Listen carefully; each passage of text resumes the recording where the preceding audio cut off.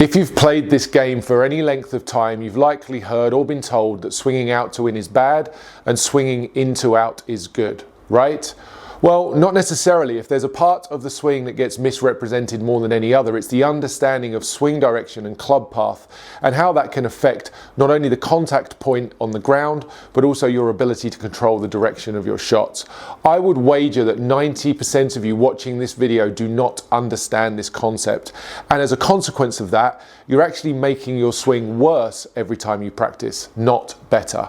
Today's video is going to tackle the topic of swing direction and club path, help you to understand how to practice in the best way to maximize your gains and gain complete control over your ball flight. I made the statement that 90% of you watching this video will not have seen this information presented in this way before.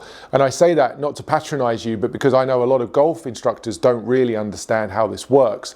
And as a consequence of that, you're sent down a rabbit hole of swinging more and more into out at the detriment of your contact and the detriment of your ball control. Let me start to piece this together for you so you understand where I'm headed. I've marked out on the mat here the stack and tilt grid that you'll have seen in previous videos of mine. This grid is built onto the mat here using the T-claw. And then I've also gone ahead and projected the swing plane up into the air. That's really the three-dimensional description of the grid projected up into the sky. And what this does is gives me some guidance for the fact that we play golf on a tilted angle, standing to the side of the ball, and there's a need for my club head and my hands to conform to some arc and some planed motion around my body. That's really what the grid is there doing on the ground. It's a two-dimensional representation of how we play golf on a tilted angle. Swing direction is the description of how this club is moving in the bottom part of the swing. So we'll say from more or less hip height in the downswing, through the impact interval and into the follow through. And where you direct your swing has a tremendous influence on how you control contact. I'm going to use this pool noodle to help me demonstrate that. So if I come down to the floor level and create the arc of the swing by bending this pool noodle, I could theoretically project this pool noodle in a straight direction. That would be a straight swing direction towards the target. Or I could project it more to the right. Some of you would understand that as an in to out swing. Or I could project it to the left. Many of you would understand that as an out to in swing. Now, when I do these different directions of swing, what's also going to change, not just the direction of the noodle, what's also going to change is the low point. The location of the base of this swing direction, the base of this noodle, is going to touch different parts of the ground. And that's extremely important to understand when it comes to controlling contact. Many of you will be told to swing more into out because you have an excessively out to in swing, probably to stop your slice. But if you take this pool noodle or this swing direction where the bottom of the pool noodle is currently touching the ground where the ball is and shift it to the right, swing more into out, notice what part of the pool noodle now touches the ground. The bottom of the swing is now behind the ball. This is an error I see golfers making on a daily basis, trying to swing more into out by swinging more to the right and putting the low point of their swing behind the ball. Now you're going to hit fat shots, you're going to duff the ball, you're going to potentially hit thin shots because you're so worried about hitting behind the ball. And even if you do make contact, now you're going to hit big pushes to the right or be prone to hooking the ball to the left. That's a problem that so many of you are experiencing and don't understand that the club path, the slightly into out path that's desirable, doesn't come from swinging outwards at all. It comes from the fact that we play golf on a tilted angle and we hit the ball behind the tangent. The path to the right for a right-handed golfer is built in to a perfectly neutral swing direction.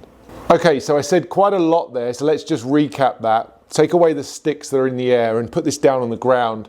Hopefully it's a little easier for you to process and understand. We've got the swing direction or the target line represented by the orange stick. If I bend my noodle and project that straight swing direction onto the ground, it's going to look like this. The bottom of the swing is under the lead shoulder. I'll show you that in a second when I stand to the ball. And because we put the golf ball behind the center, the golf ball is behind the center, we angle the radius. We've done this before in other setup videos.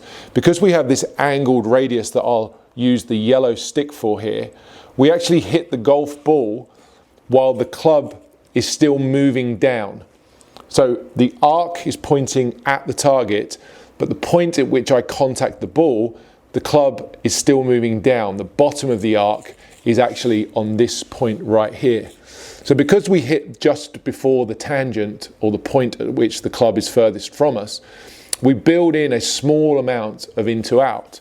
In fact, we can use this diagram and take this yellow stick, which is the radius of the swing or the shaft lean, and we can project that onto the ground like so to show you how the path of the swing is slightly to the right of the target just by hitting the ball before the center. What does all this mean? It really means that you do not have to swing into out or to the right of the target to create an into out swing. That's an enormous misunderstanding, as I say, that costs so many people on a daily basis. You can have a perfectly into out club path with a perfectly straight swing direction. So let's start to discuss how that looks from a practical point of view. How would you know if you had this problem? Well, if you're fortunate enough to practice with a launch monitor like TrackMan, you're going to get the data for you. However, you may not be fortunate enough to have that, so you have to pay more attention to how you're striking or where you're striking the ground. If you're prone to hitting the ground behind the ball, one of the most likely scenarios is that you're trying to swing too much from in to out, staying closed with your body for too long, and the club bottoms out prematurely, causing those fat shots.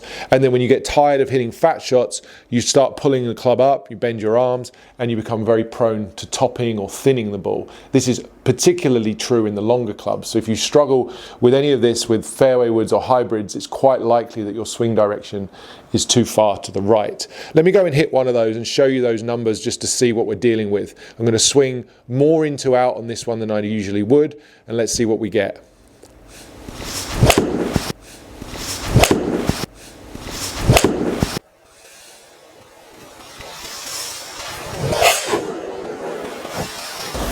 So that felt like a very rightward swing direction. That's an enormous number, 17 degrees to the right. I've taken my noodle and I've shifted it miles to the right. And as a consequence of that, it's very hard for me to hit down very much. My attack angle was just 1 degree down. So my club path and swing direction in that example look quite similar. My shot was a push off to the right. Difficult to control contact, very difficult to control direction.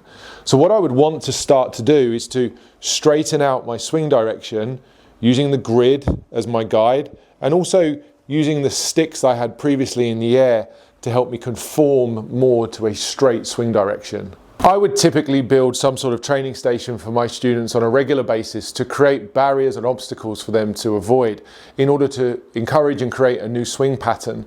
Something like this, where the stick is positioned in such a way that removes the ability for me to swing too shallow, too far from the inside, or too much to the right without striking this stick, would be a good place to start. So this would be a nice training station for you to erect if you were trying to reduce how far to the right you were swinging.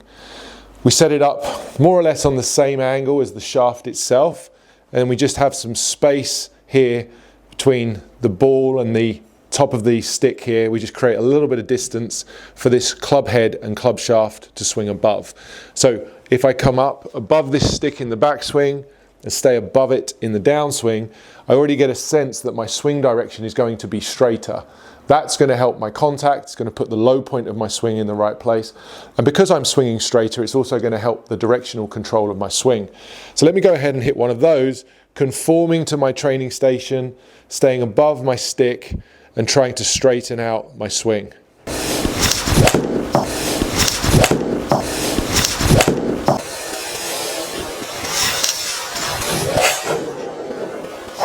Immediately felt like I swung straighter.